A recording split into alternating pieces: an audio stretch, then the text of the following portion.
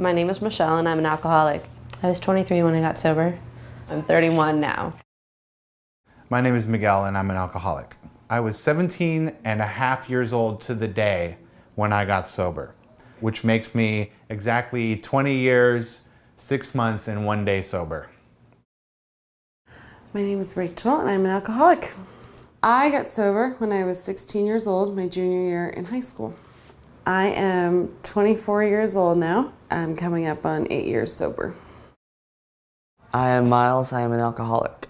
I've been sober 1 year and 4 months. I was 18 years old.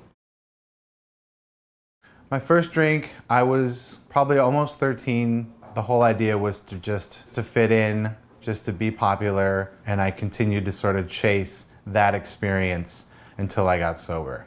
Drinking just allowed me to live the way I thought I wanted to live and kind of be who I thought I wanted to be. Almost all of my alcohol came from shoplifting. I remember consciously always making sure I had at least one bottle for myself. I had my first drink when I was probably about 12 years old.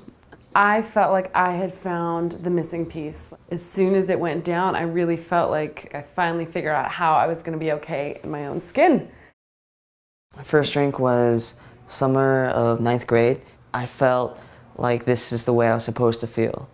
Powerful and invincible, and I was able to do whatever I wanted. I got drunk at school a lot because it was where I spent most of my time.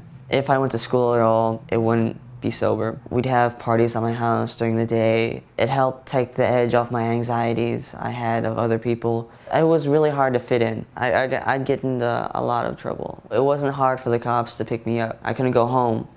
It didn't really matter what the neighborhood was like. It didn't really matter who I was with, just as long as I was guaranteed a drink. I went to jail at 22 for 6 months. That's where my drinking got me. And that's how I ended up in the rooms of Alcoholics Anonymous. I didn't really know what AA was like before I went to a meeting. And I didn't come to the meeting sober. I was pretty intoxicated. I didn't allow myself to relate at the time. I wasn't ready.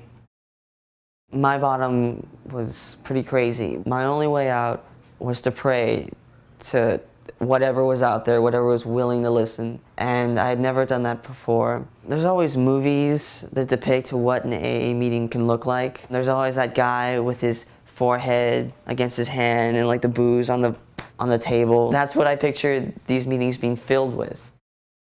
I got sober in an adolescent facility, and I was made aware that there were specific meetings that were designated as young people's meetings where I could probably meet people my own age. For me, the reason I wound up getting sober was because I just knew that I hated my life and I hated myself.